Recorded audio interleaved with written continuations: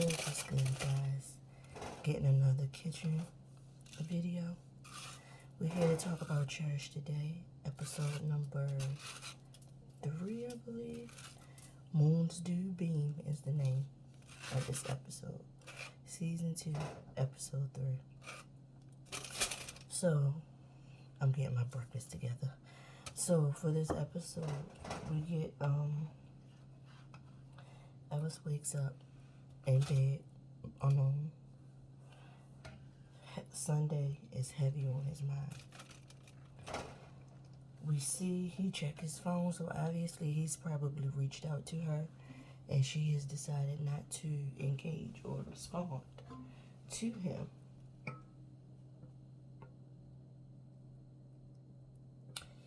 So he takes it upon himself.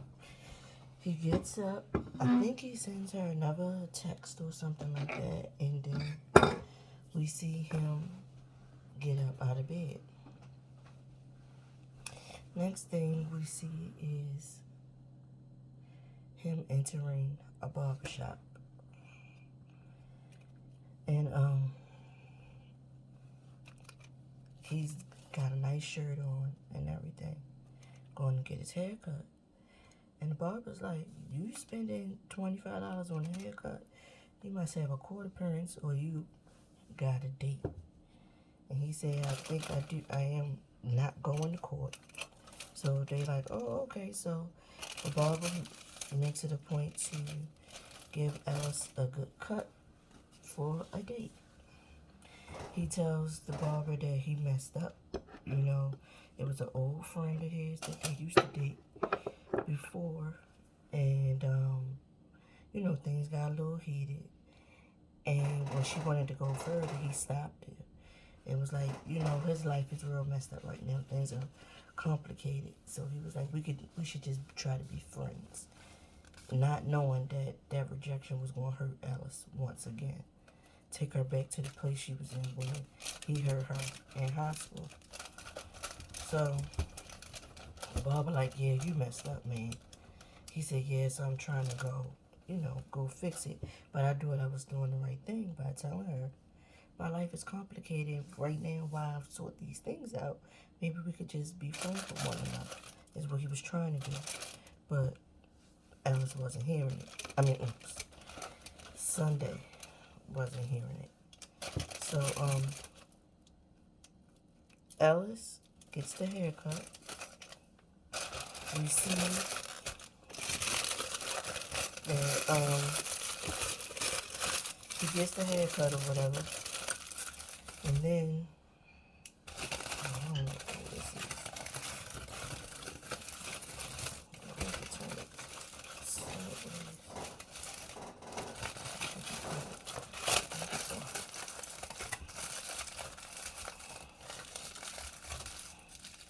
Got that together. Alright, so anyway, as I was saying, Alice, I'm sorry y'all had to hear all that fool, but Alice was, went on to get his hair cut. And then, next thing you know, we see, Sunday, she's walking through the park with a friend, and they're discussing her upcoming appearance on television, or something called the Tanya Highland Show. She's going to be a featured, chef on there, which means that they're going to come to her restaurant, watch her cook, and see her dishes and all that kind of stuff. She's getting the whole feature. So,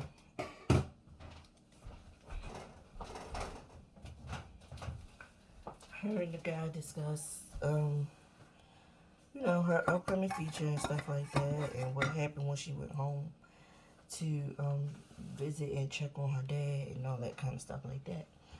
So the next thing we see is, we hear the intro for Queen Sugar.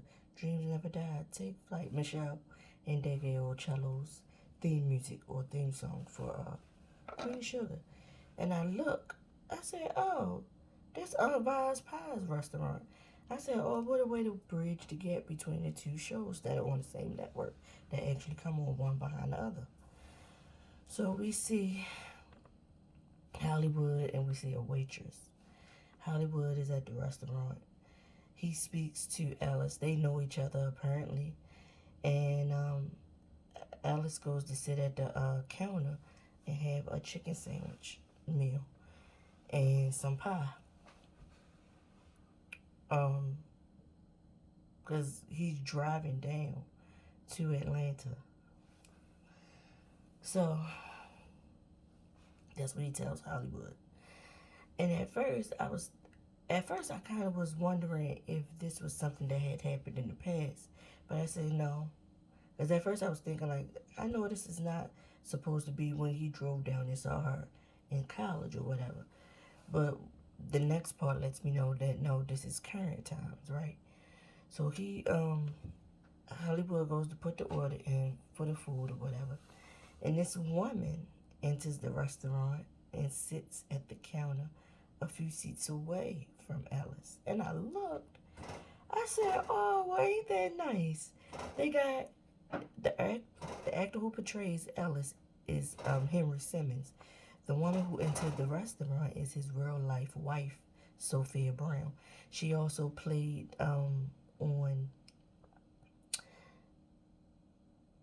20s with Hattie and them. You know, she was the one that Hattie was in a relationship that had her own show already and stuff like that. Yeah, this woman is his wife in real life. So she sits down next to him and notices how striking he looks. And his food comes out. She looks at it. He tells her the food is really, really good in there. And then that's when he mentions that he's stopping there as he's getting ready to drive south. And she says she's driving north to, I believe she said Memphis. And she said that she going to meet up with some people to try to sell her wares.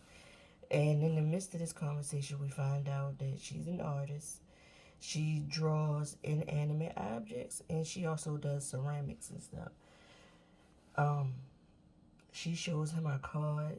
She's asking him about what's good to eat at the restaurant Vaz Paz. He tells her that the chicken sandwich, he said it's amazing how somebody can take something so simple and make it seem so complicated the way they cook it. This woman can cook. Like, you would enjoy this chicken sandwich, basically. So she's like, okay. So, she's steady hitting on him the whole time. And he was just like, you know what? Thanks, but no thanks. I actually got somebody. She said, oh, you do? And he was like, I think, kinda. So she gives him a card. She says, my name's Randy, and I would love to draw you. He was like, but you said you do inanimate objects. She said, but sometimes you got to switch it up, and you look like the perfect subject. I think he got a little uncomfortable with that, and that's when he asked Hollywood to pack his meal up to go so he can get on the road. So Hollywood does that. Then we go back to Sunday. Sunday's at home. She's having her braids touched up for her TV show because her TV show appearance, well, the recording of her appearance is going to be later that night. And the young lady braiding her hair, I know I've seen her somewhere on something before. She looks so familiar, but I can't place it at the moment. She's touching her hair up, wishing her good luck and all that kind of stuff like that. So then we see Sunday actually in the restaurant with the whole staff sitting there. And she's telling them, I know y'all came, y'all look y'all best. We're going to do this. This is what you're going to be responsible for. She's delegating duties and stuff like that and saying how they're going to play this, this taping. Because the lady from the show is coming along with 2 producers or 2 cameramen, I think she said. So we see Sunday also says to the guys, one of the I'm gonna say they because it was a male, someone who's born a male, but they had makeup on and everything, so I don't know what their pronouns are. So I'm just gonna say they. But she told them, like, listen, I see you ready for the cameras. You got your makeup on, got your best face forward, and all that kind of stuff like that. So then next thing you know, we see that the filming crew is there. So Sunday is cooking. She's filming in the kitchen. She's filming all throughout the restaurant, engaging with the patrons and all that kind of stuff. And at this point, we find out that Sunday's place is called VFC, but it's a vegetarian restaurant. And she described some kind of way, I think it was black eyed peas. Now, I don't like to eat no black eyed peas. I think that's what she was cooking. It was some kind of bean. But the way she was describing how they was going to put it on a bed of something and then the sauce was going to taste like this, I was like, dang, I would like to try that. And we see she's got the recipe book from Momo, and she's already putting Momo's stuff on the menu. She already put the coconut cake on the menu because that's what's was going to be served during dessert that night or whatever. At this point, we realize that her whole kitchen staff is all females, all female kitchen staff, chef staff or whatever. And her second in command name is Mindu. So everybody's milling about. She's filming. She's in her element. She's doing really good filming this TV segment for Tanya Hollins. Tanya Hollins even makes note to her like, and who would have thought you had all female chefs? She said, yeah, that's how we do it around here.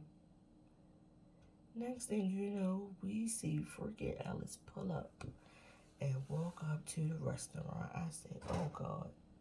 Now this lady, I believe she had discussed with Alice when she was at home in New Orleans that she was going to be featured on this show. She probably didn't tell him that, but she definitely told him she was going to be featured on this show.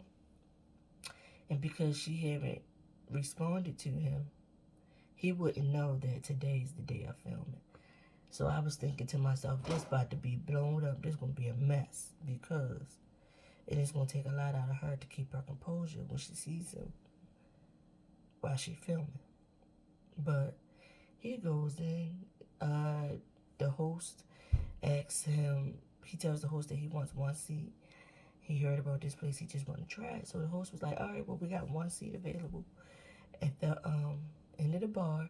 But before I can seat you, you have to sign away. He was making a joke like, sign your life away to be on TV because we got a crew here filming tonight. So if you don't mind that, then I can seat you at the bar. So he was like, okay. So he sits at the bar, and the bartender introduces himself and tells him about the kind of stuff that they serve at that restaurant and what can he get him to drink. And he asked the bartender, what's the best thing to eat in here or whatever. He was like, everything on this menu is good. But so that you can get a taste for everything, won't you just go ahead and stick with the tasting menu, and I'll just bring you out different things for you to try. He was like, cool beans. So he ordered a drink, and he said he was getting the tasting menu. The bartender comes back with the first dish, and it was mushroom something, and he was saying it's supposed to give you the feel of like a shrimp and grits, but without shrimp, it's got mushrooms. Because remember, vegetarian. Vegan, I'm guessing. And he started to inquire about the chef, and the bartender is telling him she's an amazing cook. Everything she does tastes great. He goes on to talk about the coconut cake and all that kind of stuff like that, and different desserts, and basically everything there is fresh, farm sourced, and Alice is like sitting at the bar but watching Sunday engage with some customers at a table. This whole time she does not know Alice is in the restaurant because she's super busy filming. So he takes it upon himself. He asks the bartender, hey, what's one of your best champagnes? So the bartender tells him, he said, can I get a bottle? Can you sell it to me by the bottle? So the bartender was like, oh, okay. He was like, cool, I'll bring you a glass out. He was like, no. I don't want it for myself. I want you to give it to the kitchen staff. It's my thanks, my gratitude. I said, oh, this is how you're going to get Sunday to engage with you while she's at work and filming. Because you send that back to the kitchen, she's definitely going to want to know who the patron is that decided to give them a whole bottle of champagne. So he does that. And he had mentioned that the food is like edible art. So the bartender takes the champagne back there and tells them this is compliments of a gentleman sitting at the bar who just wanted to come in and try out the restaurant. And he said your food is like edible art. So Sunday's like, whoa, well, take me to meet this person. Let me thank them in person. And they're talking as they walking up to the end of the bar. And when she gets up to who it is and he turns around, she's stuck like. And I know it's a mix of, you've been reaching out to me and I haven't been answering because I felt rejected by you. And my feelings was hurt. And you hurt my feelings again for the second time. And I'm surprised because you surprised me by coming here. I had no idea that you was going to come. And I had no idea you was going to come on the night that I'm filming for this TV show. So it goes to commercial and it comes back, right? And when it comes back, she says, well, thank you for the champagne. She tells him thanks. And she was like, I got to get back to filming and get back to the kitchen. But I wanted to come out and say thank you for the champagne. She told him she was going to come back and talk to him later. So she goes back in the kitchen and Mindu is in the kitchen. Like, she tells Mindu who was sitting at the bar and who bought them the champagne. Mindu was like, oh, wow, really? I want to meet him. She was like, no, and we're going to go tell him thank you and stuff. And Sunday was like, I already thanked him for all of us. And in the meantime, while that's going on in the back, Ellis is engaging with the bartender, and the bartender notices, and he was like, wait, hold up, y'all know each other? And so Ellis was like, yeah, we used to talk back in the past. She's an old friend, and I wanted to surprise her, basically. So he was like, my name's Ellis, and the bartender was like, oh, my name's Brian, and just to let you know, I'm rooting for you, Ellis. She's a really good person. She deserves this. Like, she really deserves. She put in the work. And then she deserves for somebody to come in and appreciate what she does and buy a bottle of champagne and send it to her. She deserves this. He was like, so I'm rooting for you, my guy. So Alice like, all right, cool. Next thing you know, Mindy was like, F this. I'm going out there and telling him thanks. So at this point, the filming crew and Tanya Hollins has left the restaurant. Everybody is like, they've left, and the kitchen staff and stuff is like getting themselves together, getting ready to leave for the night. So Mindu goes over to Alice and speaks to him and introduces herself. And he was like, oh, you're Mindu, you know. He speaks to her. They exchange pleasantries. She was like, I'm so happy for Sunday. She deserved for you to come and chase after her and stuff like that. But, you know, she's a hard person. She's impenetrable sometimes. So, you know, you got to work hard for it. But she's worth the work and stuff like that. So he was like, yeah, cool. And basically, she let him know she rooting for him, too. She rooting for their thing to go the distance or whatever. So she hugs Sunday and she leaves. So Sunday come out and was just like, you know what? It's time for me to lock up and close up the restaurant. And she said, so you leaving after I leave out of here? He said, yeah, I'm going to get on the road or whatever. And she said, sorry, I was busy. I couldn't get back to you. It was too much going on tonight for me to get back to you. And she had kept telling Mindu that she just wanted to go home, take a bath, drink up some wine, and relax and go to sleep. She tired. But when she's talking to Alice, he was like, okay. So she said she was going to shut the restaurant. And then when he got up to go make his move to leave and head back to New Orleans, because he said he was going to drive, like, leave there and drive right back. to the New Orleans. And then that's when she kind of like felt bad a little bit, because he was like, you blocked me. You didn't answer none of my voicemails. I know you got them and my texts, but you blocked me and you didn't respond to anything. And she felt bad. And then she says, he said, can I get a tour of the restaurant? And she takes him on the tour, and they get to the kitchen.